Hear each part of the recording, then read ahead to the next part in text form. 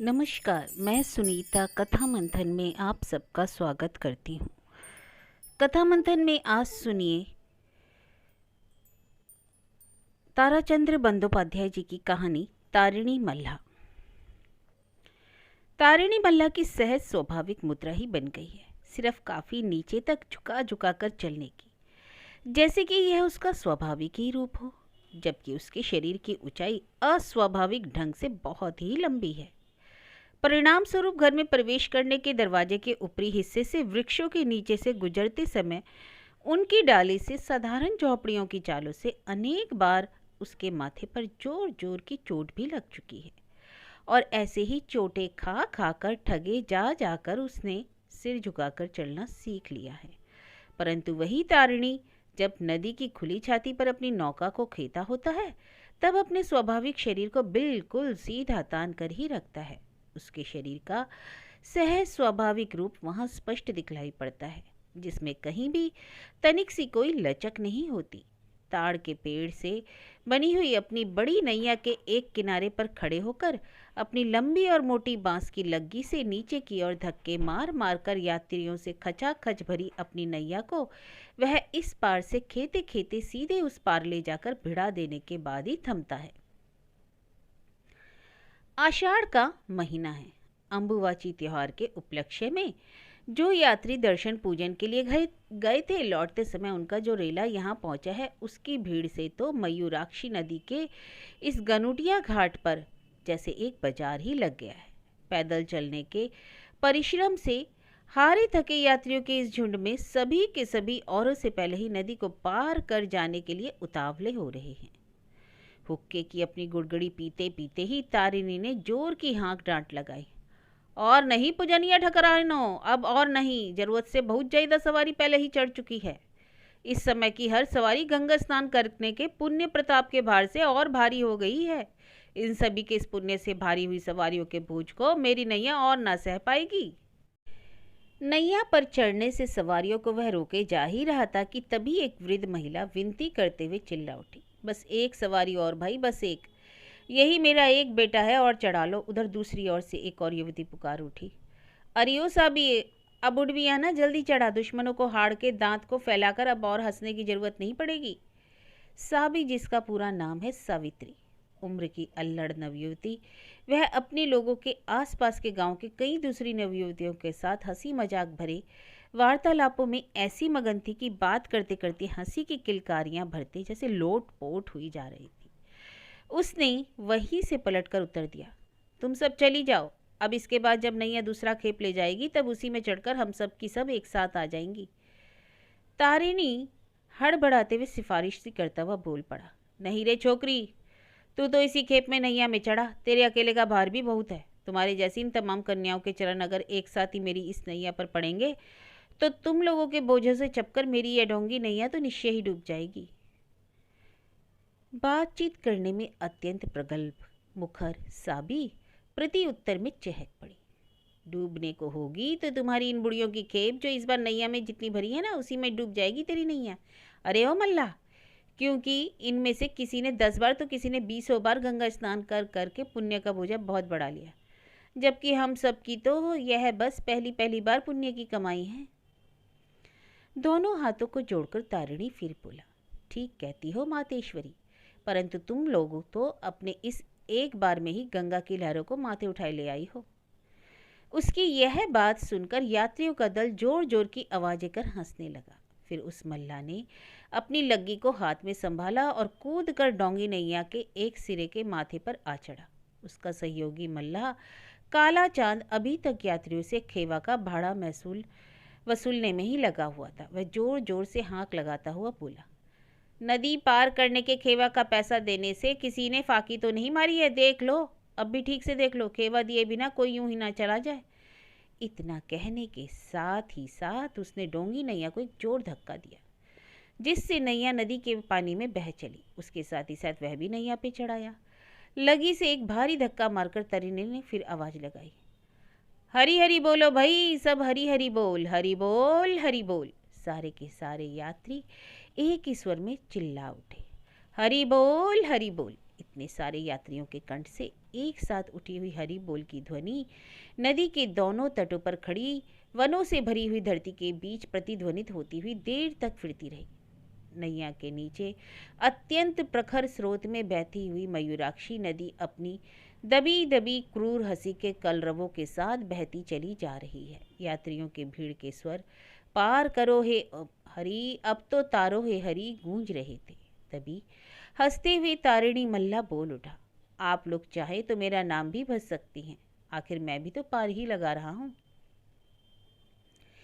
एक वृद्ध महिला बोली, सो तो ठीक है बात है बाबा, तारिणी अगर ना तारेंगे तो फिर कौन तारेगा, तुम ही बतलाओ। एक झटका देकर लग्गी को खींचकर ऊपर उठा लेने के बाद तारिणी ने बड़े क्रोधपूर्ण स्वर में पुकार कर कहा, अरे वो साला केले जरा मरोड़ कर ठीक से पकड़, डांट पतवार को। हाँ भाइयों, यह हमारा संगाती खाना नहीं खाता है बेचारा, यूं मरियल सा क्यों पड़ा है, नदी के बहाव के खिंचाव को देख नहीं रहा है क्या। और बिल्कुल सच्ची बात है, इस मयूराक्षी नदी की प्रखर धारा ही तो इसका विशेषत्व है, जाने कब किस और को खींच लेती है। वैसे वर्ष के 12 महीनों में से 7-8 महीने तो यह मयूराक्षी मरुस्थल की तरह सूखी पड़ी रहती है। उस बेला में तो 1-1.5 मील तक बस बालू ही बालू की राशि धू धू करती रहती है, परंतु वर्षा ऋतु का प्रारंभ होते ही वही मयूराक्षी राक्षसन की तरह भयंकरी हो जाती है। बीच धार से दोनों ओर के किनारों में 4-5 मील के फैलाव तक पीले रंग के मटमैले पानी की धारा में ऊप चूप भरकर ऊंची ऊंची विराट लहरें दौड़ती भागती चलती हैं। कभी कभी तो इसमें हड़कापा बांध तोड़ मरोड़ कर डुबा देने वाली बाढ़ भी आ जाती है। बाढ़ के कारण ऊंची लहरों का ऐसा तूफान जो 6-7 हाथ ऊंचाई तक जल की धारा को बढ़ा देता है और जिस उमड़ती बाढ़ में सामने के मकान, मड़ैया, झोपड़े, खेत खलियान, गांव दर गांव सभी कुछ डुबोते हुए इस तरह से धो पहुँच कर बहा ले जाती है और जैसे इस पूरे इलाके को ही अपना बाढ़ में डुबोती भिगोती चली जाएगी। वैसे इस तरह की हड़प्पा बाढ़ यानी नष्ट भ्रष्ट कर देने वाली बाढ़ बराबर नहीं होती है। तारिणी के ख्याल में ऐसी घटना आज से 20 वर्ष पहले एक बार हुई थी। नैया चलाना शुरू होने से अब तक के समय के दौरान सूरज भगवान ठीक सिर के ऊपर आ पहुंचे थे, जिनकी अत्यंत प्रखर किरणें देह को जलाने लगी थी। एक पुरुष यात्री ने तो अपना छाता ही खोल लिया है। तारिणी हड़बड़ाकर बोल उठा, अरे ओ ठाकुर महाराज, पाल मत तानो, पाल मत डालो, हवा का झकझोर इतना तेज है कि तुम ही उड़ जाओगे। उस यात्री ने तुरंत ही अपना छाता बंद कर लपेट लिया। यकायक नदी के ऊपर से एक आर्त चीत्कार बचाओ बचाओ ध्वनि में उमड़ पड़ी। इस डोंगी नैया पर सवार सारे यात्री भी अचरज में पड़ गए। तारिणी ने बड़े धीरज के साथ लग्गी चलाते हुए कहा, इसी सब का ख्याल करके मैं सावधान करता हूँ, तुम लोगों को कोई डर नहीं। अरे लोगों, एक डोंगी नैया ओलकड़ों के घाट पर डूबी है, यहाँ कुछ नहीं हुआ। अरे ओ बूढ़ी मैया, आप इस तरह क्यों काँप रही हैं। अरे ओ ठाकुर जी, पकड़ो, उस बूढ़ी माँ को पकड़ो, अपनी बाहों में पकड़कर संभाल लो। अब डर किस बात का, हम लोग तो नदी पार करके अब आगे वाले घाट पर पहुँचने ही वाले हैं। नदी की जलधारा के फैलाव का हिस्सा भी बस समाप्त होने को था कि तभी तारिणी चिल्लाया, अरे ओ केले, क्यों, क्या बात हुई भैया। नदी के पानी की छाती पर तीक्ष्ण दृष्टि रखते हुए तारिणी शीघ्रता से बोला, ले पकड़ ले लगी, तू धर, मैं देखता हूँ। उसकी बात सुनकर केले यानी काला चांद उठ खड़ा हुआ। उसके हाथ में लग्गी का छोर थमाते थमाते तारिणी ने इशारा करते हुए कहा, वह देखो वहाँ वह डूबे जा रही है। कहते कहते तुरंत ही वह प्रखर नदी गति से बहती जा रही नदी की धारा के गर्भ में कूद पड़ा। नैया में सवार औरतों में से कई वृद्धाएं तो जोर जोर से रोने लगी, अरे ओ बाबा तारिणी, अब हम लोगों का क्या होगा रे। काला चांद डपटने लगा, अरे ओ बूढ़ी माताओं, जरा अपने पीछे की और भी देखो, कहाँ से रखती जा रही हो, मरोगी मरोगी, तुम सब निश्चय ही मरोगी।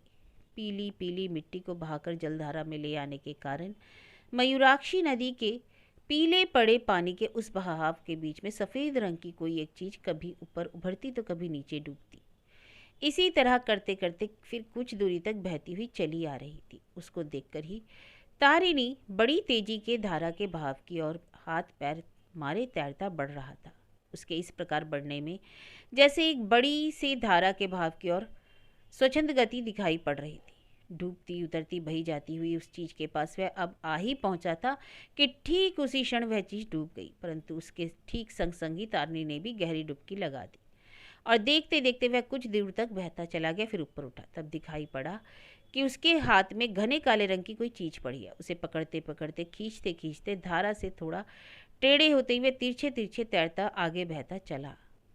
नदी के दोनों किनारों पर खड़ी जनता की नाना प्रकार की आशंकाओं और उत्सुकताओं से भरी निगाहें तारणी पर लगी हुई थी, और देखते ही देखते एक किनारे पर खड़ी जनता की भीड़ जोर जोर से चित्कार करने लगी, हरि बोल हरि बोल।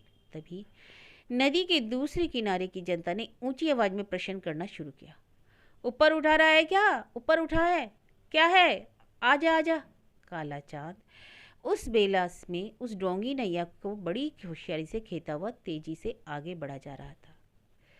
तारिणी मल्ला का भाग्य बड़ा प्रबल है। आज तो उसके भाग्य के दरवाजे ही खुल गए। नदी के पानी की धारा में जो डूबकर बही जा रही थी, दरअसल वह उस इलाके की बहुत ही नामी गिरामी अत्यंत संपन्न परिवार की बहू थी।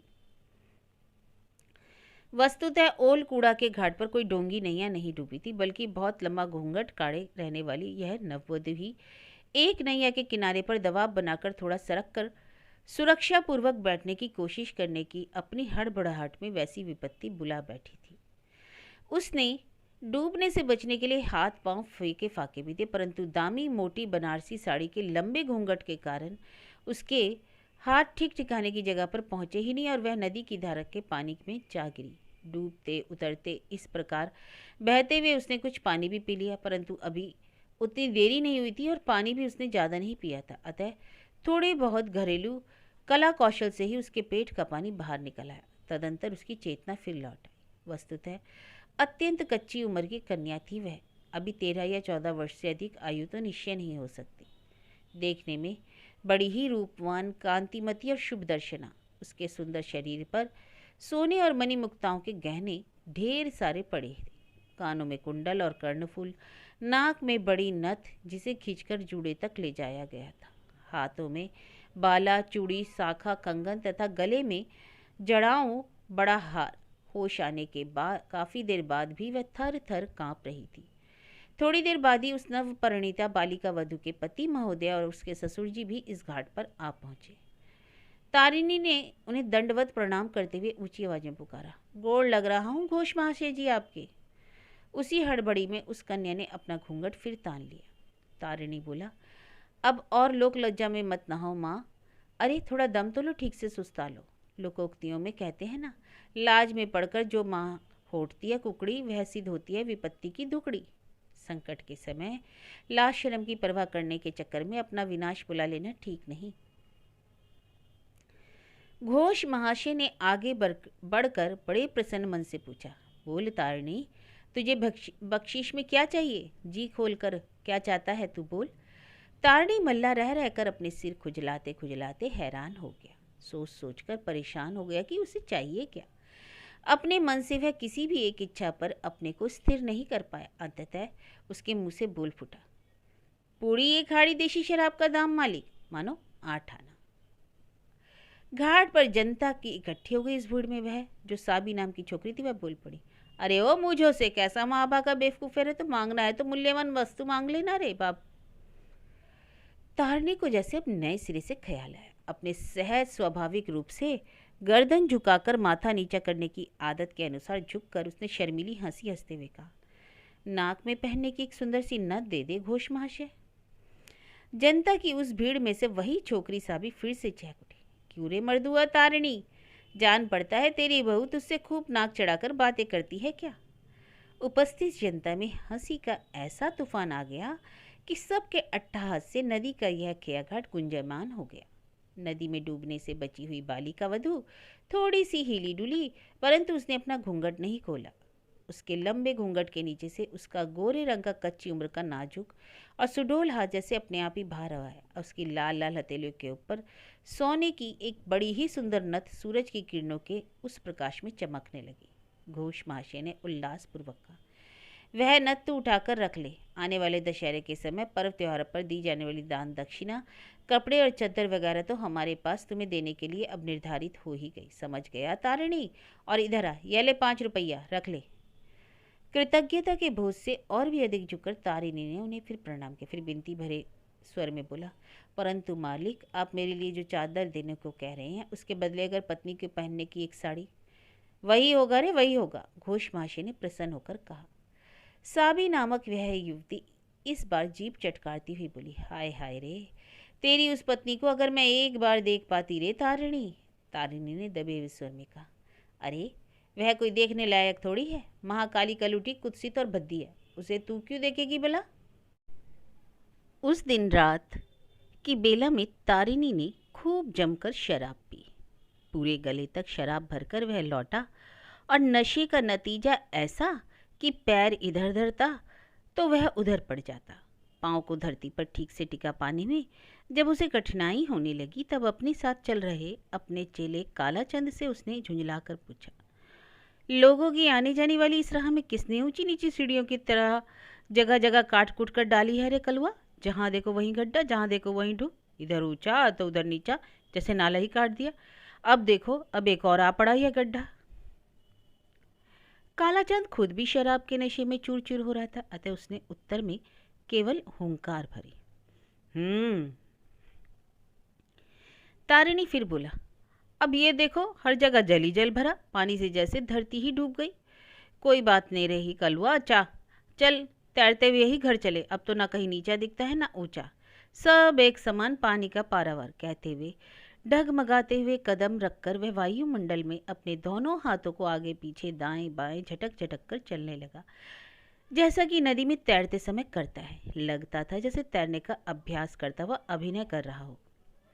गांव के अंतिम छोर पर एक किनारे की ओर ही उसका अपना घर है। उसकी बाट जो होती उसकी धर्मपत्नी सुखिया दरवाजे पर एक दीपक जलाकर बैठी हुई है। घर के पास पहुंचते पहुंचते तारिणी ने ताल लय में ऊंचे सुर में एक लोकगीत गाना शुरू कर दिया। उसे इस तरह गाते हुए इधर उधर लुढ़कते हुए देखकर सुखिया दौड़ी हुई आगे बढ़ाई और उसका हाथ पकड़कर उसे संभाल लिया। आगे चलने पर जब वह अकड़ने लगा तब थोड़ा डांटते हुए बोली, बहुत हो गया, अब तो घर के अंदर चलो। जाने कब से भोजन की थाली सजा कर रखे हुए हो, जुड़ा जाने से भात एकदम ठंडा और कड़कड़ हो गया है। घर के अंदर पहुंच जाने पर तारिणी ने एक झटका देकर अपना हाथ छुड़ा लिया, फिर अपनी कमर में बंधी धोती की मुरही को खोजते खोजते हैरान होता हुआ बोल पड़ा, नहीं अभी भोजन झाजन की कोई बात नहीं, अभी तो पहले तुम्हारी नाक में नथ पहनानी होगी। अरे मगर नथ गई कहाँ, क्यों तुम ही बताओ ना, अरे ये नथ कहाँ छिपी है। सुखिया ने जैसे अपने आप पर झींकते हुए कहा, वही सब करने के चक्कर में पड़कर एक दिन तुम फिर मेरा माथा खाओगे, मेरा कपाली फूंक दोगे तुम। अगर तुम्हारी यही हरकत बनी रही तो देखना एक दिन मैं इस सब के पहले ही गले में फांसी का फंदा लगाकर लटक जाऊंगी। फिर तो तारिणी उसके मुंह की ओर फटी फटी आंखों से देखने लगा। एक लाचारी भरी चितवन से इस भाव से उसे देखता हुआ जैसे उससे कोई भारी अपराध हो गया हो, पूछ बैठा, क्यों, ऐसा मैंने क्या कर दिया। क्या किया, सुखिया ने डांटते हुए कहा, अरे यहाँ आने वाली नदी की यह भीषण बाढ़ और इस बाढ़ में तुम। तारिणी की बहुत ऊंची आवाज की खिलखिलाहट से वर्षा ऋतु की उस रात का मूसलाधार बारिश से भीगता हुआ अंधकार भी घबरा उठा। अपनी हंसी को रोककर तब उसने सुखिया की ओर प्यार भरी नजरों से देखकर कहा, यह क्या बकती है तू, अरे माँ की गोदी में क्या कोई डर भय है, तू ही बता, बोलना।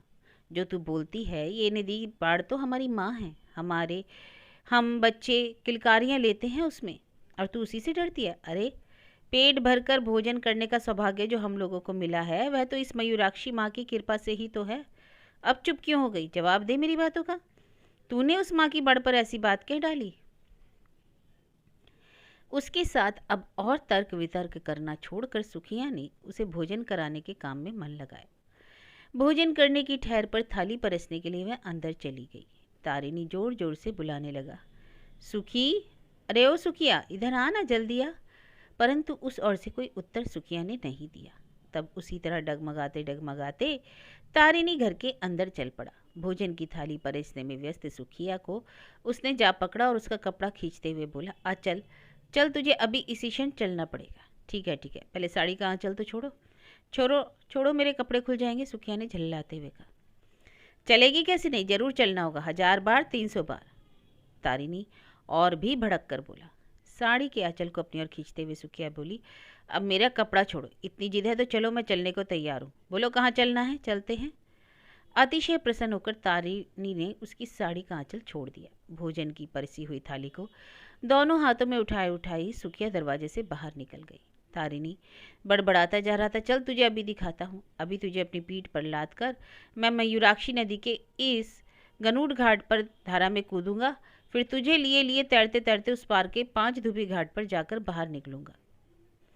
सुखिया ने जैसे समझाते हुए कहा, जिस तरह तुम कहोगे ठीक उसी तरह मैं तुम्हारे साथ चलूंगी, बस अब भोजन तो जरा कर लो। अपनी रौ में बहता हुआ तारणी जब घर में से बाहर निकला आ रहा था, तभी दरवाजे की चौखट का ऊपरी काट उसके कपाल पर बहुत जोर से टकराया। घाव से विकल होने पर तारिणी का उछलना कूदना अब बहुत ढीला पड़ गया।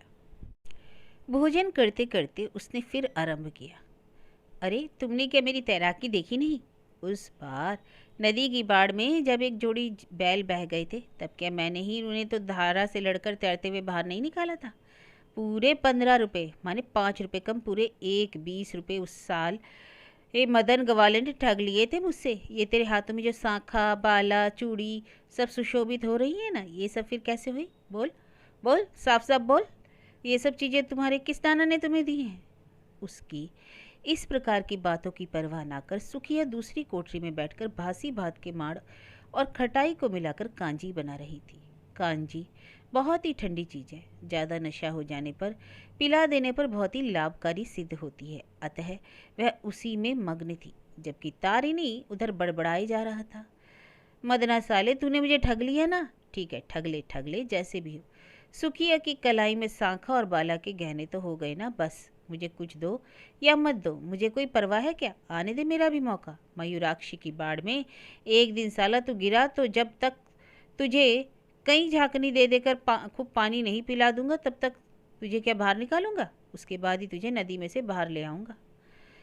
कांजी से भरा हुआ कटोरा लाकर सुखिया ने तारिणी के सामने रख दिया। एक तरफ जहाँ तारिणी कांजी पीने में जुटा, वहीं दूसरी ओर उसकी धोती के खूंट की मुहरी को सुखिया ने खोलना शुरू किया। जैसे ही उसने खूंट की गांठ खोली कि वैसे ही सोने की वह चमचमाती नथ तथा चांदी के 3 रुपये बाहर आ गए। उन्हें देखते ही सुखिया पूछ पड़ी, अरे बाकी 2 रुपये क्या हुए? तारिणी गिड़गिड़ाया, मैंने नहीं उड़ाया, वही जो केला है ना, केला, अरे वही केले माने कलुआ माने काला चांद है ना, उसी को मैंने दे दिया, जा इन्हें तू ही ले जा। उसकी इस बात का कोई विरोध सुखिया ने नहीं किया। बात का बतंगड़ बनाने, वाद प्रतिवाद करने का उसे कोई अभ्यास नहीं, ऐसी दशा में वह प्रायः चुप ही रहती है। उधर तारिणी ने फिर बकबक करना आरंभ कर दिया, याद करो उस बार जब तुम भयंकर रूप से बीमार पड़ गई थी, मैं यहाँ तुम्हारी देखभाल में उलझा था, वहाँ हालत यह है कि बड़ाई की मयूराक्षी नदी के डर के मारे इस पार की डाक उस पार और उस पार की डाक इस पार नहीं हो पा रही थी। पुलिस के सिपाही थानेदार तक नदी के घाट पर बैठकर हांफते पीटते हार माने बैठे रहते थे। तब सबने मुझसे गुहार की, मैंने ही फिर डाक पार करवाई। हाँ हाँ, मैं मानता हूँ कि मैंने उसका मेहनताना भी लिया, उसकी बख्शिश से ही तो तेरे कानों में सोने का कर्णफूल का यह झुमका हो पाया। जा तू अभी बाहर चली जा, जाकर उस ऊंचे टीले पर खड़ी होकर जोर जोर से हाँक लगा, ठीक नदी के उस ऊंचे किनारे से बुलाकर, जा जा उठकर जा, दहाड़ती हुई ऊपर उठती चली आएगी, जा तू उसे बुला तो ला। सुखिया ने उसे आश्वस्त करते हुए कहा, अभी जरा ठहर तो, मैं अंदर से आईना ले आऊं, आईने में निहारते हुए तुम्हारी लाई इस नथ को तो पहन लूं पहले। खुशी के मारे तारिणी फिर एकदम से शांत हो गया। आईने को अपने सामने रखकर उसके भीतर निहारती हुई सुखिया अपनी नाक में नथ पहनने के लिए बैठ गई। तारिणी आश्चर्यचकित निगाहों से उसकी ओर टकटकी लगाए निहारता हुआ बैठा रहा। भोजन का कौर उसके हाथ में ही पड़ा रह गया। उस वेला में भोजन करने की सारी क्रिया ही बंद हो गई थी। सुखिया ने नथ पहनने का काम जैसे ही पूरा किया, तभी अपने झूठे ही हाथों में तारिणी ने दीपक उठा लिया। फिर उसे सुखिया के मुखड़े के करीब लाते हुए बोला, देखो जरा आंख भर के तो देख लूँ आज तुमको इस नथ में। हृदय में प्रसन्नता के उमड़ आने का वेग सुखिया के मुंह पर भी प्रकाशित हो उठा। कुछ इसी तेजी से ने उसके सांवले रंग का मुखड़ा लाल लाल कर दिया। नदी के किनारे सावित्री उर्फ साबी नाम की उस नवयुवती से तारिणी ने बिल्कुल झूठी बात कही थी, क्योंकि वास्तविकता में सुखिया की यह सवराई भी उज्जवल वर्ण की सवराई है, बहुत ही सलोनी, इकहरे बदन की छरहरी सुखिया बहुत ही सुदर्शना युवती है। इसी से सुखिया के कारण ही तारिणी के सुख की कोई सीमा नहीं है। देशी शराब ठर्रे के नशे में विभोर होते हुए भी तारिणी ने जो बातें कही वे झूठी नहीं थी। उस मयूराक्षी नदी के कृपा प्रसाद से ही तारिणी के गृहस्थ जीवन में अन्न और वस्त्र का कभी अभाव नहीं हुआ। दशहरे के दिन वह मयूराक्षी नदी को देवता मानकर उसकी पूजा भी किया करता है। इस बार सन 1935 के साल के दशहरे के त्यौहार पर तारिणी पूरे विधि विधान से पूजा अर्चना कर रहा था। उसी के चलते उसने स्वयं कोरी नई धोती और कुर्ता तथा सुखिया ने भी घोष महाशय द्वारा पूजा पार्वण पर दी गई नई साड़ी पहन रखी थी। बारिश ना होने के कारण मयूराक्षी नदी में पानी नहीं रह गया था, जिससे इस पार से उस पार तक फैले हुए बालू के ऊपर गर्मी की ऋतु के सूरज की प्रखर किरणें पड़कर पूरी नदी घाटी को चमका रही थी। आज के समय तक प्रायः हर साल ही वर्षा हो जाया करती है, परंतु इस बार अभी तक बारिश का पहला झोंका भी नहीं आया। नदी के घाट पर उतरकर भोगपुर गांव का निवासी कृष्णदास कमर सीधी कर खड़ा हो गया। फिर उसने वहां के चारों ओर के पूरे वातावरण को ध्यान से देख लेने के बाद एक बार आकाश की ओर भी बड़ी गंभीरता से निरखा परखा, फिर बोल उठा, इस बार की पूजा पूरी निष्ठा के साथ अच्छी तरह से करो तारिणी, जिससे कि बरसात अच्छी हो, खूब पानी बढ़े और नदी में खूब बढ़ियाई बाढ़ आए, क्योंकि अगर नदी में बाढ़ ना आई तो खेती बाड़ी होगी किस तरह। मयूराक्षी नदी अपनी बाढ़ से जो उपजाऊ पोली मिट्टी अपने दोनों तटों को फैला देती है, उसी से तो यहाँ की खेती में सोना फलता है। प्रसन्न मन से हंसते हुए तारिणी ने कहा, यही बात कहिए ना बाबाजी, परंतु इस असली बात को दबाकर और लोग क्या बात प्रचारित करते हैं, इसे क्या दासू बाबू आप जानते हैं? वे सब तो कहते हैं कि साला तारिणी यह पूजा तो ही बस इसलिए करता है कि मयूराक्षी नदी में बाढ़ आए, ताकि बढ़ियाई नदी में अपनी नैया का खेवा चला चला कर वह अधिक आमदनी कर सके। जबकि जो बात आपने कही वही असली सच है। इस मयूराक्षी माँ की दया से ही इस पूरे इलाके की संपन्नता रहती है। पकड़ रे पकड़, दौड़कर पकड़ ले उस पट्ठे को, पूजा के काम में लगाने के लिए लाया गया है। पाठा यानी कच्ची उम्र का बकरी का बच्चा वह भागा जा रहा था। अरे वो कलुआ, दौड़कर पकड़ उसे। बलि चढ़ाने के लिए वहां लाया गया वह पाठा नदी की तपती हुई बालू पर अब और खड़ा रहना चाहता नहीं था। जैसे तैसे पूजा अर्चना विधि विधान से बड़ी कुशलता पूर्वक पूरी हो गई। फिर तो उसी खुशी में पूरी तृप्ति के साथ शराब पीकर तारिणी नदी के घाट के किनारे बैठकर काला चांद को समझाने लगा, अरे ओ कलुआ, अब तो हड़ हड़ कल कल करती हुई बाढ़ इस नदी में बस 10 दिन बाद ही तू आ पाएगी। इतनी उमड़ती हुई बाढ़ आएगी कि दिल खुश हो जाएगा। काला चांद ने भी उत्तर में बड़े उत्साह के साथ कहा, सो तो ठीक है भैया, परंतु इस बार नदी की धार में जो चीज़ें डूबती हुई बहेंगी उन्हें नाव में कूदकर तुम नहीं पकड़ पाओगे। इस बार तो उन्हें मैं ही पकड़ूंगा, इस बात में पहले से ही बोल दे रहा हूँ। हाँ, नशे में मदमस्त होकर तारिणी ने हंसते हुए कहा, परिणाम क्या होगा जानता है?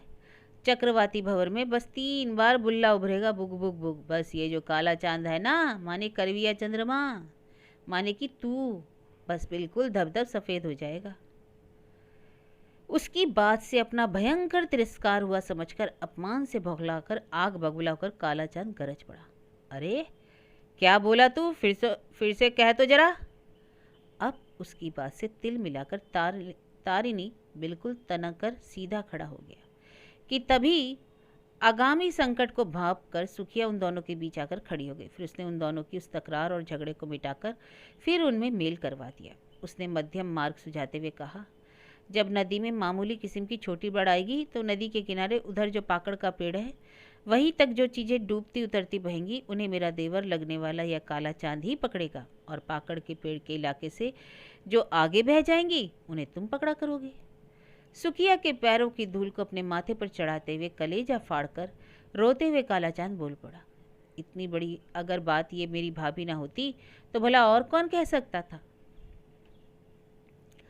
उस दिन के बाद आने वाले ठीक दूसरे दिन से ही छोटी नौकाओं की डोंगियों की मरम्मत का काम शुरू हो गया। हाथ में हथौड़ी, लकड़ी, टीन, लोहे की कीलें वगैरह लेकर वे दोनों सुबह से लेकर शाम तक घनघोर परिश्रम करते रहे, और परिणाम स्वरूप कुछ ही दिनों में उस पुरानी डोंगी को उन्होंने बिल्कुल नया रूप दे दिया। परंतु सूरज की तेज किरणों की गर्मी के कारण उस डोंगी नैया में फिर जगह जगह छेद हो गए।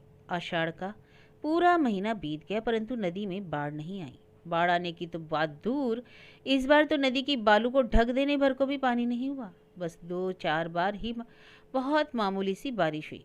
परिणाम स्वरूप इस पूरे क्षेत्र में एक दबा दबा सा कातर क्रंदन उभरने घुमड़ने लगा, जैसा कि बहुत शीघ्र ही आ पड़ने वाली महाविपत्ति का अंदाजा कर कर यह पूरा क्षेत्री अंदर उमड़ती वेदना से कांपने लगा हो, अथवा बहुत दूर से जो हाहाकार आ रहा है, हवा के झोंकों पर तैरती आ रही उसकी पहले पहल की व्याकुल वेदना की ध्वनि फैल गई।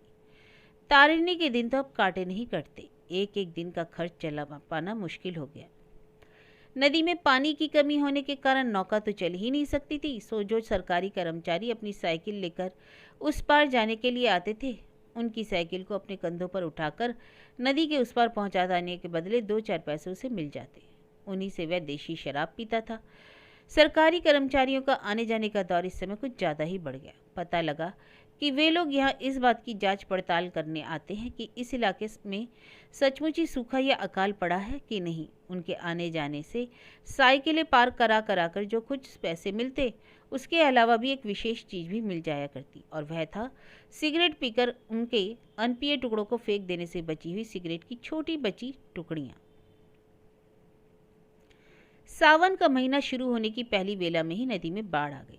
तारिणी तो जैसे भारी धक्का खाकर भी अंततः बच गया। बाढ़ आने के पहले वाले दिन तो वह इतना आनंद उन्मत्त हो गया कि ताड़ के पेड़ की तरह ऊंचे उठे नदी के किनारे पर से नदी की छाती में कूदकर उसने बाढ़ के पानी को और भी छलछलाता हुआ चंचल बना दिया। परंतु उसके बाद के 3 दिन बीतते बीतते ही नदी का सारा पानी इस कदर बह गया कि उसमें फिर वही घुटनों तक पानी ही बचा रह गया। किनारे के पेड़ से रस्से से बंधी हुई उसकी छोटी डोंगी नैया कम पानी की कमजोर तरंगों पर बस मामूली ढंग से हिलडुल रही थी। तारिणी और काला चांद उसी पर बैठे हुए थे, किसी ऐसे नाजुक मिजाज शौकीन और रईस किस्म के यात्री के आने की प्रतीक्षा में, जो कम पानी वाली इस नदी की धारा को भी अपने पैरों चलकर पार करना नहीं चाहेगा। जब ऐसी परिस्थिति आ बनती तो ऐसे यात्री को उस डोंगी पर बैठाकर वे दोनों पैदल ही डोंगी को ठेलते हुए उस पार ले जाते। सांझ गहराती आ रही थी। तारिणी ने हताश स्वर में कहा, ये क्या हो रहा है रे कलुआ, जरा तू ही तो बता ना। अत्यंत चिंता से भरकर काला चांद बोला, वही बात तो मैं कह रहा हूँ। तारिणी ने फिर पूछा, ऐसा तो मैंने कभी नहीं देखा, बोल तेरा क्या कहना है। हाँ वही तो मैं भी कहता हूँ, काला चांद ने भी उत्तर दिया। आकाश की ओर निहार निहार कर तारिणी ने कहा, जरा इस आकाश की ओर तो देख कलुआ, बिल्कुल स्वच्छ नीला खुला आकाश है। इस बेला में उतरे चिड़ैया चुरंग भी तो बोल नहीं रहे। इतना सुनना था कि तारिणी ने एक जोरदार थप्पड़ उसके गालों पर जड़ दिया और चिड़चिड़ा कर बोला, ठीक वही तो, बस जो मैं कहता हूँ वही तू कह रहा है, कब से एक ही रट लगाया जा रहा है। काला चांद ने अकस्मात पड़ी मार से हैरान होकर चकपकाहट भरी नजर तारिणी पर एक टक लगा दी। उसकी ऐसी निगाह को तारिणी सह नहीं सका, अतः उसने अपना मुख दूसरी ओर घुमाते हुए कुछ दूर सरक कर आसन जमाया। कुछ क्षणों के बाद जैसे यकायक उभर आई चेतना से अभिभूत होकर देह को तोड़ते मरोड़ते हुए कहा, क्यों रे कलुआ, हवा के चक्कर लगाने लगी है, पछुआ हवा बह रही है। कहते कहते वह एक झटके में डोंगी नौका पर जा खड़ा हुआ। फिर एक मुट्ठी सूखी बालू को उठाकर झुरझुर कर नीचे गिराना शुरू किया, परंतु हवा का भाव इतना दुर्बल था कि पछुआ हवा बह रही है इसका अनुमान भी नहीं किया जा सका। फिर वह क्या उठा, पश्चिम से ही थोड़ा धक्का दे रही है, बस तनिक, चल चल कलुआ, आ उधर चले, उधर चलकर देशी शराब पियेंगे, आज चले। आज मेरे पास 2 आने पैसे टेट में हैं। बड़ी होशियारी से आज मैंने सुखिया के आंचल की खूट से खोलकर इन्हें निकाल लिया। ऐसा स्नेहपूर्ण आमंत्रण पाकर काला चांद सारी चोट भूल गया और खुशी से उछल पड़ा। तारिणी के साथ चलते हुए उसने कहा, बड़े भैया, कम से कम तुम्हारी बहू के पास कुछ रुपए तो है, अतः शाम को घर लौटने पर तुम्हें भोजन पानी का निश्चय ही मिलेगा। ऐसी विपदा भरी हालत में तो हम लोग तो मर ही रहे हैं। तारिणी बोला, चाहे कुछ भी हो कलुआ, मेरी पत्नी सुखिया है बहुत भली, निश्चय ही बहुत अच्छे हृदय वाली है। अगर वह न होती तो मेरे ललाट की भाग्य रेखा में डोम की दुर्गति भोगना ही अवश्यंभावी होता। उस बार उसके भाई के विवाह की बेला में।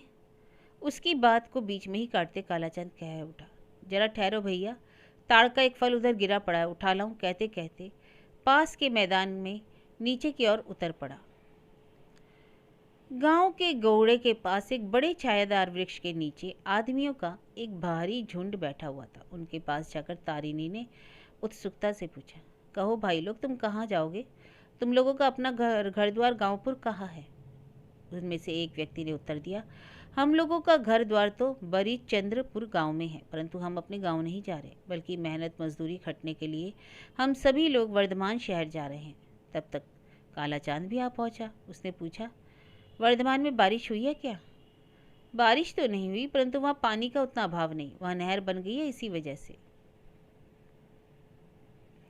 देखते देखते उस पूरे क्षेत्र में हाहाकार मच गया। ऐसा लगा जैसे अकाल सूखा कहीं बाहर से नहीं आया, बल्कि वह तो अपने ही देश की इस माटी के नीचे बहुत गहरे छिपाए बैठा था। अब जो वर्षा के अभाव और सूरज की प्रखर किरणों से धरती की छाती जगह जगह से दरक उठी है, चप्पे चप्पे पर फांक उभर आई है, तो उन्हीं फांकों से बाहर निकलने का रास्ता पाकर इस सूखे अकाल ने अपनी भयानक मूर्ति को प्रकट कर अपना आतंक फैला दिया। जिन गृहस्थों के पास अन्न धन का पर्याप्त भंडार है, उन्होंने भी उन्हें छिपा दिया, कड़ी सुरक्षा में बंद कर दिया।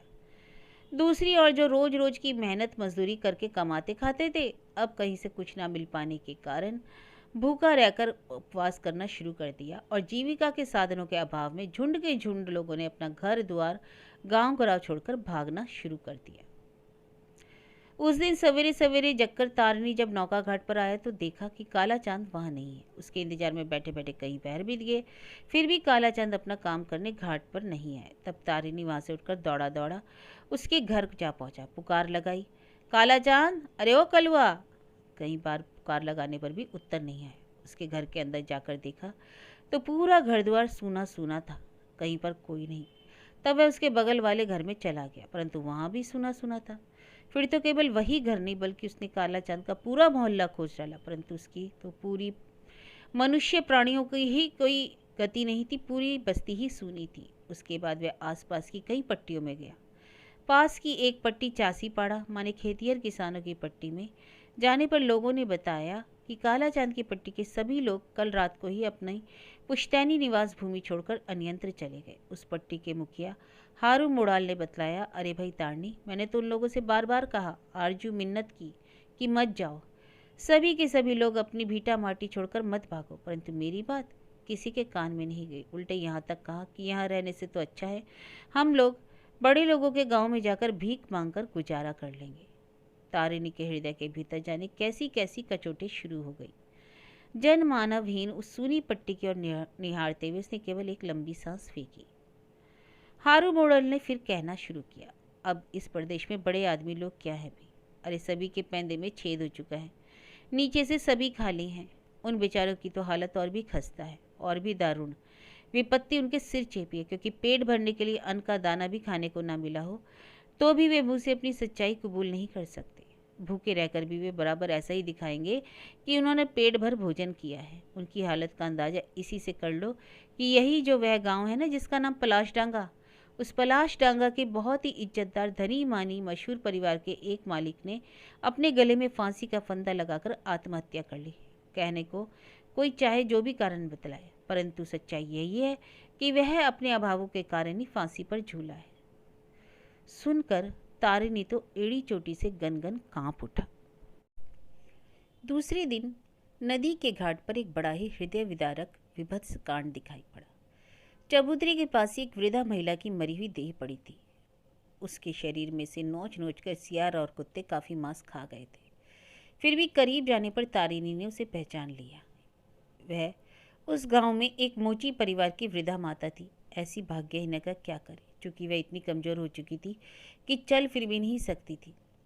बिस्तर से उठ न सकने की उनकी विवशता के कारण उनके परिवार के सदस्य ही भगवान से बार बार मनौती कर रहे थे कि किसी तरह उनकी मृत्यु हो जाए। उन वृद्धा की खातिर उस परिवार के लोगों ने उन्हें लेकर पिछली रात को ही घाट के किनारे आकर आश्रय लिया था। रात में जब वह नींद में विभोर थी, तब उन्हें उसी अवस्था में वहां छोड़कर परिवार के सभी बाकी सदस्य कहीं दूर भाग गए, अपनी जान बचा सकने की फिराक में। अब तो उस स्थान पर तारिणी भी देर तक ठहर नहीं सका। जल्दी जल्दी पैर बढ़ाता सीधे अपने घर आया। सुखिया से आदेश के स्वर में कटा, उठ, तैयार हो जा, खड़ी हो जा सुखिया।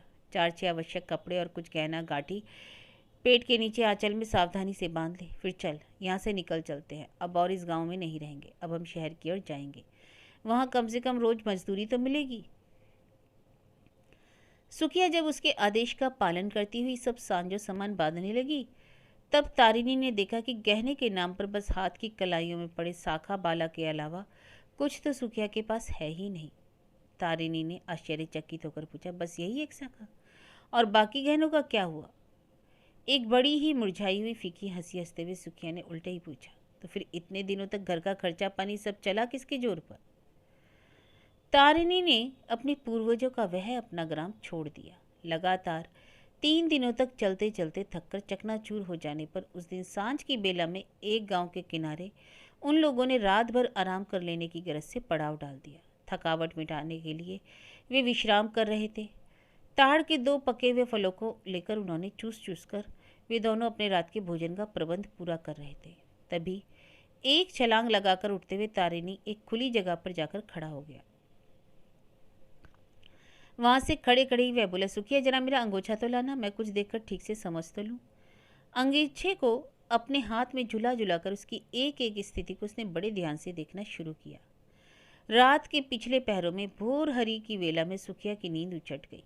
तब उसने देखा तारिणी सोया ही नहीं, वह तो उसी जगह पर तनकर अकड़ा हुआ बैठा है। सुखिया ने आश्चर्य से पूछा, पूरी की पूरी रात तुम सोए नहीं? तारिणी ने हंसकर उत्तर दिया, नहीं, आंखों में पल भर की नींद नहीं आई। फिर तो सुखिया ने उसे तरह तरह से डांटना फटकारना शुरू कर दिया। तुम इस तरह से रहोगे तो अगर कहीं आपत विपत आ गई, बीमारी हिमारी हो गई, मैं गंवार स्त्री भला क्या करूँगी, तुम ही बताओ। ऐसे लापरवाह आदमी के साथ बाहर निकलना कैसे होगा बापू, छी छी। परंतु तारिणी ने उसका बुरा न मानकर हर्ष से बोला, देख रही हो सुखिया, क्या तुम ही बताओ। चींटियों की कतारें अपने अपने मुंह पर सफ़ेद सफ़ेद अपने अंडे लिए ऊंचाई वाली ज़मीनों की ओर बढ़ती जा रही हैं। मतलब साफ है कि इस बार निश्चय ही पानी बरसेगा। सुखिया ने देखा सचमुच ही लाखों लाखों चींटियां भिन्न भिन्न कतारों में बढ़कर अपने अपने अंडों के साथ पास की एक ढही हुई बिखरी ऊंची दीवार के ऊपर उठती चली जा रही हैं। उन सब के सिर के ऊपर सफ़ेद सफ़ेद अंडे धरे हैं। वह भी मजाक के लहजे में बोल उठी, तुम्हारा भी विचित्र स्वभाव है। तारिणी बतलाने लगा, वे सब निश्चित रूप से सही सही जान सकती हैं नीचे की ओर रहने से उनके बिलों का निवास स्थान बढ़े हुए पानी में ढह बह जाएगा। और इधर देखती हो हवा बताश कैसी बह रही है, सीधी और पुरजोर गति से पश्चिम की ओर से सभी कुछ साफ करती बह रही है। बतास बतास यानी हवा। आकाश की ओर ध्यान लगाकर देखने के बाद सुखिया बोली, परंतु आकाश तो बिल्कुल साफ है। तारिणी कहीं दूसरी ओर देख रहा था। वह तत्परता से कह उठा, अरे उससे क्या होता है, बादलों के गिराने में भला कितने लक्षण लगते हैं। वो देखो करुआ खतवार का टुकड़ा उठाए लिए जा रहा है। वह अपने घोंसले के कटे फटे भाग की मरम्मत करे उसे ठीक करेगा। आज यहीं ठहरकर जरा बरसाऊ बादलों की गतिविधि देखे समझे। नदी के नित्य प्रति नैया खेने वाले मल्लाह के प्राकृतिक निरीक्षण परीक्षण में कहीं कोई भूल चूक नहीं होती। सांझ की बेला में पूरा आकाश बादलों से छा गया। पछुआ बयार कर्मशः तेज और तेज हो उठी। तारिणी यकायक फैसला सुनाते हुए बोला, सुखिया बुठ, चलने की तैयारी करो, अब हम अपने गांव लौटेंगे। ऐसी कुबेला में? सुखिया घबराकर बोली। तारिणी ने धीरज बंधाते हुए कहा, तुझे किस बात का डर है, मैं तो हूँ तेरे साथ। ले माथे पर मोटरी गटरी के साथ बूंदाबांदी से बचाने के लिए एक टोपी भी रख ले। शुरू की बरसात की बूंदाबांदी पानी बहुत खराब होता है। सुखिया ने कहा, और तुम बारिश में भीगने से अपने को बचाने के लिए क्या अपने सिर पर रखोगे? तुम्हारा शरीर क्या पत्थर का बना है? आनंद भरी हंसी हंसते हुए तारिणी ने कहा, अरे तू इसकी चिंता मत कर, मेरा यह शरीर पानी से ही बना है। सूरज के घाम और गर्मी में अकड़कर सिकुड़ जाता है, पानी पाते ही पुष्ट होकर फूलता फलता है। चल ले आ मोटी गटरी मुझे दे। आकाश में बादल धीरे धीरे बढ़ते जा रहे थे। हड़बड़ाए हुए बेपरवाह गति से बहने वाली बयार के साथ रिमझिम करती थोड़ी बारिश हो गई। उसके बाद थोड़ी देर थम जाती, परंतु कुछ देर के बाद ही बयार का वेग फिर प्रचंड हो उठता। उसके साथ ही साथ बारिश फिर पूरे वेग से बढ़ने लगती। इस और आते हुए जहाँ उनके 3 दिन लग गए थे, घर लौटने की इस वेला में उतना लंबा मार्ग केवल 2 दिन में ही पार कर लिया। अपने गांव को अपने घर में पहुंचते पहुंचते सांझ ढल आई। सांझ की उस बेला में अपने घर पहुंचती तारिणी ने कहा, अब तू यहीं ठहर, मैं जरा नदी घाट का देखाऊं। दौड़ा भागा देख कर लौटता तो आनंद से उतावला हुआ तारिणी बोल उठा, सुखिया नदी तो अपने एक एक कोने तक भर गई, उसका कोई हिस्सा अब खाली नहीं बचा। प्रातःकाल की बेला में उठते ही तारिणी घाट पर जाने के लिए तैयार हो गया। उधर आकाश में उस समय बड़ा ही प्रचंड दुर्योग छा गया था। हवा तूफान की तरह चल रही थी और अपने साथ ही साथ झमाझम मूसलाधार वृष्टि भी ला रही थी। मध्य दोपहरी में तारिणी घर लौटते ही चहकर बोला, मैं जरा लोहार की दुकान पर जा रहा हूँ, वहाँ से शीघ्र लौटूंगा। सुखिया उत्सुकता दिखाते हुए बोली, ऐसे क्यों जा रहे हो, कुछ भोजन पानी तो कर लो। भारी चिंता से अस्त व्यस्त होकर तारिणी कहने लगा, नहीं, मेरी नौका की एक बड़ी कील खुल गई। अगर वैसा नहीं होता, नहीं नहीं, थोड़ी सी बाढ़ होने पर भी ऐसा नहीं था तो भी कोई बात नहीं, परंतु इस बार तो नदी पूरी तरह से परवार हो उठी। चल तू ही देखा। अपनी खुशी में वह इतना मग्न हो गया कि जब तक बड़ियाई नदी को सुखिया को दिखा नहीं लिया तब तक उसे नहीं छोड़ा। गांव के पास लोगों का जो पोखरा था उसके ऊंचे किनारे के ऊपर खड़ी होकर सुखिया ने मयूराक्षी नदी का पूर्ण परिपूर्ण रूप देखा। वह इतनी विस्तृत हो गई थी कि उसका आर पार कहीं दिखाई ही नहीं देता था। गेरुआ रंग के उसके पानी की धारा के ऊपर जगह जगह भारी भारी मात्रा में उठते फैन के बुदबुदे इस तरह बड़े वेग से बहते जा रहे थे जैसे नदी धार में चढ़ाए हुए फूल के गुच्छे। तभी उसका ध्यान खींचते हुए तारिणी ने पूछा, नदी की बहती धारा से सौ सौ के स्वर से जो पुकार उठ रही है, सुन रही है ना? उस आवाज़ का मतलब है कि नदी की बाढ़ अभी और बढ़ेगी। अभी तू घर चली जा, मैं नौका मरम्मत करवा लेने के लिए जा रहा हूँ। नहीं तो नदी पार कराकर सरकारी डाक का जो थैला मैं उस पार पहुँचाता हूँ उसे कल पहुँचा नहीं सकूँगा। उसकी इस बात से घबराकर सुखिया कह उठी, इस भीषण आंधी तूफान में? तारिणी ने उसकी बात पर ध्यान नहीं दिया। उस अत्यंत भीषण और उग्र तूफानी परिस्थिति में ही वह बाहर चला गया। जब वह उधर से लौटा तब सांझ गहरा आई थी। वह बड़ी तेजी से कदम बढ़ाता आ रहा था कि तभी डुग डुग का शब्द कहीं से उठता सुनाई दिया। पहले तो शंका हुई कि कोई डुग्गी पीटे जाने की आवाज़ है या नहीं, परंतु जब स्पष्ट सुनाई पड़ा तब उसे विश्वास हो गया कि यह डुग्गी की आवाज़ है। इस तरह की आवाज़ का वह अर्थ जानता था, मतलब यह है कि घनघोर विपत्ति जल्दी ही आने वाली है। नदी के किनारे किनारे गांव गांव में जब यह डुग्गी पीटी जाती है तो समझ लेना होता है कि नदी में बाढ़ का स्तर खतरे के निशान से जल्दी ही पार होने वाला है, मतलब महाविपत्ति शीघ्र ही धमकने वाली है। तारिणी के गांव के उस किनारे पर मयूराक्षी नदी है तो इधर के दूसरे किनारे की ओर छोटी कातर अर्थात छोटी शाखा नदी है। इस छोटी शाखा नदी के ऊपर बांसों से एक पुल बना दिया गया है। बांसों के उस पुल से होकर ही गांव में प्रवेश करना होता है। तारिणी सड़क के रास्ते चलते चलते बांसों के उस पुल के पास तक आ पहुंचा, परंतु काफ़ी खोजने ढूंढने पर भी उस पुल का निशान भी कहीं नहीं पा सका। अब उसके मन में शंका जगी कि कहीं वह रास्ता तो नहीं भूल गया। उस घुप अंधेरे में खड़े होकर काफ़ी देर तक वह अंदाज़ा लगाता रहा। उस पुल का मुहाना अभी भी कम से कम 1 सैकड़ा भीगे ज़मीन पर फैला है। नदी की बाढ़ का पानी किनारे की जिस ऊंचाई तक आता है ठीक उसके पास ही वह आकर खड़ा हुआ था। जल की सीमा अब बस उंगली भर पोर भर की ही दूर थी। तभी देखते देखते उसकी गुरहड़ी तक का पांव का हिस्सा बाढ़ के पानी में डूब गया। नदी की धारा और लहरों से उठते हुए शब्द और प्रचंड वेग से बहती हुई हवा की ओर कान लगा दिया, परंतु पानी के प्रवाह से उभरते भीषण शब्द के आगे कोई शब्द नहीं सुनाई पड़ा। बस एक और शब्द गाँव गाँव के फैल रहा था, सुनाई पड़ रहा। देखते ही देखते कुछ देर में उसका पूरा शरीर चीटी चीटी कीट पतंगों से भर गया। मिट्टी के नीचे रहने वाले, ऊपर रेंगने वाले कीड़े मकोड़े अपनी जगहों से भाग भाग कर ऊपर की ओर उठते आ रहे थे। ऐसे ही जीव उसके शरीर पर चढ़ आए। हैरान परेशान होकर तारिणी पानी में कूद पड़ा। फिर बड़ी तेजी से मैदान में भरे हुए पानी को तैरकर पार करने के बाद वह अपने गांव जा पहुंचा, परंतु गांव में पहुंचकर जो देखा उससे तो होश ही हवा हो गए। गांव के अंदर भी नदी के बाढ़ का पानी घुस चुका था। गांव की गलियों, चौराहों, घरों, द्वारों सब जगह कमर तक पानी चढ़ गया। रास्ते के घरों के ऊपर खड़े होकर गांव के स्त्री पुरुष दुख भरी चित्कार करके उसे पुकार रहे हैं। गायें, बैलों, बकरियों, भेड़ों से डरी हुई चिंगाड़ों से आसमान फटा जा रहा था, परंतु इन सारी चित्कारों के शोर को दबाकर इन सब के ऊपर छा गई थी मयूराक्षी नदी की घनघोर गर्जना।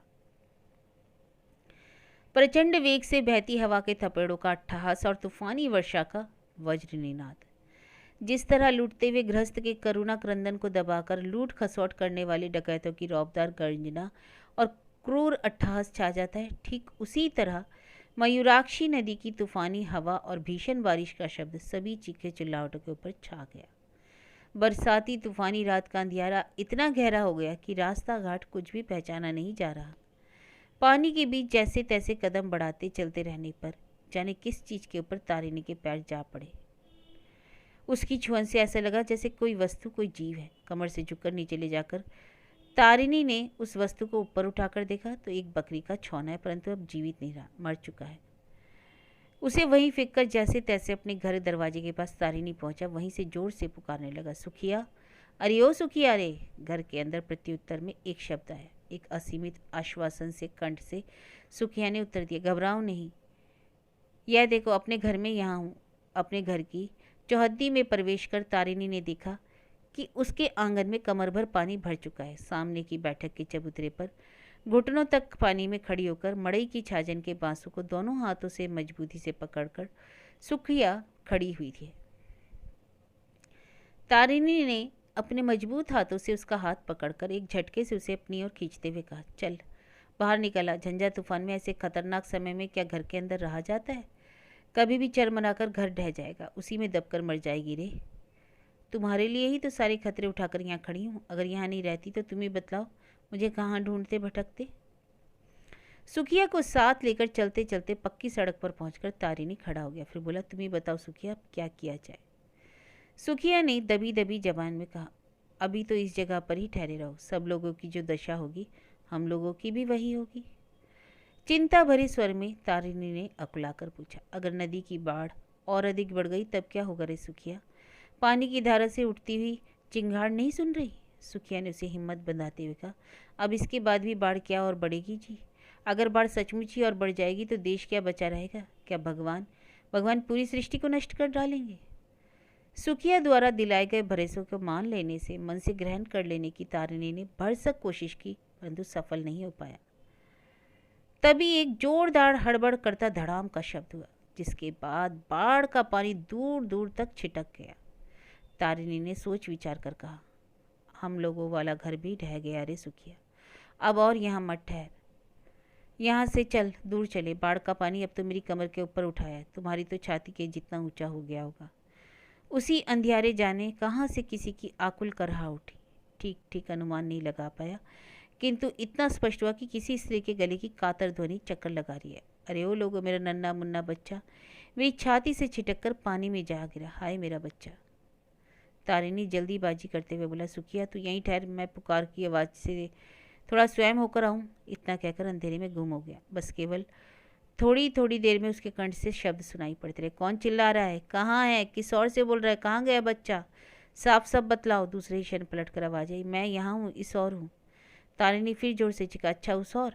इसी प्रकार भिन्न भिन्न कंठों से निकली आवाज़ों के संकेतों का आदान प्रदान कुछ देरी तक चलता रहा और अंत में इस तरह की आवाज़ों का उठना भी बंद हो गया। उसके बाद काफ़ी देर बाद तारिणी ने जोर से पुकारा, सुखिया, अरे ओ सुखिया।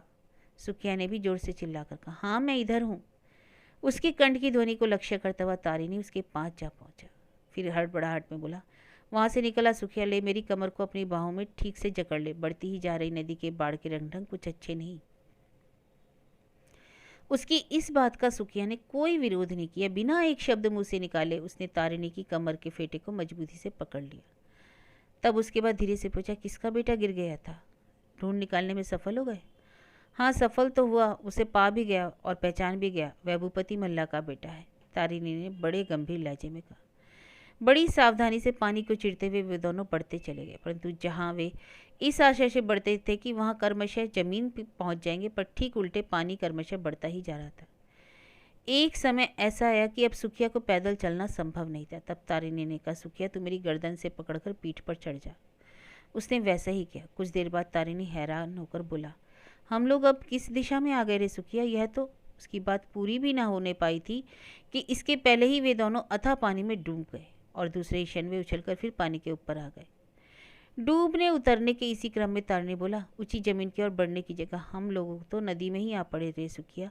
अब तू मेरी पीठ पर से उतर जा। मेरे कमर के फेटे को जोर से पकड़कर पाँव चलाते हुए तैरते हुए उतारने की कोशिश कर।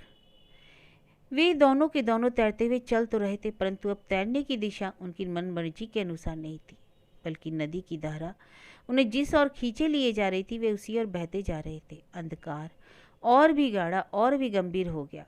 शू शब्द करता तूफानी बतास कान के पास हुंकार भर रहा था और उसी के साथ मयूराक्षी नदी के बाढ़ का पानी हुड़मुड़ का शब्द मिल गया। सारा शरीर पानी में तो यह है ही, मुख का जो हिस्सा ऊपर है उस पर आंखों पर पड़ती हुई बारिश की बौछारें धनुष से फेंके हुए बाण की तरह चोट पहुंचा रही थी। बाढ़ की इस प्रबल धारा में तिनके के समान में बहते ही रहे। कितने समय तक उन्हें इस तरह बहते रहना पड़ा। अब तो इसका अनुमान लगा पाना भी कठिन हो गया। अब तो ऐसा जान पड़ रहा था जाने कितने महीनों कितने दिनों से वे लगातार बहते रहे हैं, जिसका कोई हिसाब किताब नहीं। उनकी देह कर्मशः अकड़ती जा रही है, जैसे कि अब कुछ बोल पाने की भी शक्ति नहीं रही। मयूराक्षी की ऊंची लहरें नाक में पड़ पड़कर बीच बीच में सांस लेना भी दुभर किए दे रही थी। ऐसी हाल बेहाल हालत में अचानक ही तारणी को चिंता हुई कि सुखिया के हाथ की मुट्ठी अब यह कैसे रूप की होती जा रही है। कंधों पर लदी उसकी देह क्रमशः भारी और भारी होती जा रही है। तब तारिणी ने ऊंची आवाज में पुकारा, सुखिया, अरे ओ सुखिया। होश हवास गंवाए पागल किसी आवाज में सुखिया ने उत्तर दिया, हाँ हाँ, तू तो बहुत अधिक डर गई लगती है। तुझे डरने की जरूरत क्या है, मैं तो हूं ना तेरे साथ। उसके दूसरे ही क्षण में तारिणी ने अनुभव किया कि वे दोनों बहुत गहरे पानी के अतल तल में चक्कर लगाते हुए डूबते चल रहे हैं। स्पष्ट लग रहा था कि अब वे नदी की धार की भंवर में आ पड़े हैं। फिर तो उसने अपनी शरीर की सारी शक्ति इकट्ठी करके पानी को ठेल देने की जोरदार कोशिश की। उसके कुछ देर बाद जान पड़ा कि अब वे पानी की धारा के ऊपर उठाए हैं, परंतु एक कुशल मल्लाह होने के कारण तारिणी अच्छी तरह जानता है कि बस अब यही एक बार फिर गहरे में डूबना पड़ेगा। अतः उस भंवर से छुटकारा पाने के लिए वह उससे परे परे हटकर आगे तैर जाने की कोशिश करने लगा। परंतु यह क्या, यह सुखिया क्या कर रही है? उसे तो नागपाश की तरह तारिणी को बहुत कस के कमजोर जकड़ लिया है। वह कुलाकर चिल्लाया, सुखिया, अरे ओ सुखिया। भंवर में चक्कर काटते काटते अब वे गहरे पानी के नीचे बह रहे हैं। सुखिया ने अपनी भुजाओं का जो बहुत ही जोरदार बंधन तारिणी के गले में डाल रखा है, उसके कारण तारिणी की देह भी निश्चेष्ट हो रही है। छाती के नीचे फेफड़े और हृदय यंत्र जैसे फट गए। सुखिया की भुजाओं ने जो जोरदार जकड़न लगा रखी है, उसे ढीला करने की तारिणी ने कोशिश की, परंतु जकड़न और जोरदार और मजबूत हो गई। उसने इस कदर फसली लगा दी कि सांस लेना भी मुश्किल हो गया। थोड़ी सी हवा मिले, थोड़ी सी हवा मिले, बस जरा सी प्राणवायु मिल जाए। इसी कोशिश में भारी पीड़ा से विकल होते हुए तारिणी झपट्टा मारकर पानी को पकड़ने की कोशिश करने लगा, परंतु उसके ठीक दूसरे क्षण में ही उसका हाथ सुखिया के गले पर जा पड़ा। अपने दोनों हाथों के अत्यंत कड़े दबाव से बड़े क्रोध में उसने सुखिया के गले को दबाया, और उसका दबाना पागलों के से उन्मत्त और भयानक आक्रोश जैसा ही हुआ। ऐसा लगा जैसे उसके अत्यंत बलवान शरीर की सारी शक्ति एक जगह इकट्ठी होकर बस उसकी मुट्ठी में आ समाई। उसके इस प्रकार जोरदार ढंग से सुखिया के गले पर वार करने का यह परिणाम हुआ कि अब तक उसकी देह पर जो बहुत भारी पत्थर का सा भार हुआ पड़ा था, वह अचानक ही खिसक कर अलग हो गया, और उसके साथ ही साथ तारिणी फिर नदी की जलधारा के बिल्कुल ऊपरी सतह पर उठाया और तैरने लगा। आह!